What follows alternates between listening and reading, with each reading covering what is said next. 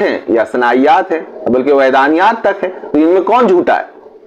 راوی جھوٹا ہی نہیں، ضعیف ہی نہیں ہو سکتی۔ تو جس حدیث سے امام اعظم حنیفہ جو ہے وہ سند لائیں اور اس کو حوالے کے طور پر پیش کر دیں، وہ خود بخود وہ صحیح ہو گئی۔ یہ اور بات ہے کہ وہی حدیث بعد میں جو ہے دیگر راویوں کے ذریعہ سے بعد میں ہو سکتا ہے، پر امام بخاری کے دور تک آتے آتے وہ ضعیف ہو گئی، چونکہ ایک راوی جھوٹا ہو گیا اس میں۔ لیکن اگر وہ حدیث وہاں امام اعظم کیا موجود ہے اور انہوں نے اس سے جو ہے یہ کیا ہے، استدلال کیا ہے، تو حدیث ویسے ہی صحیح ہو گئی۔ اس پہ غور کرنا چاہیے اہل علم حضرات کو۔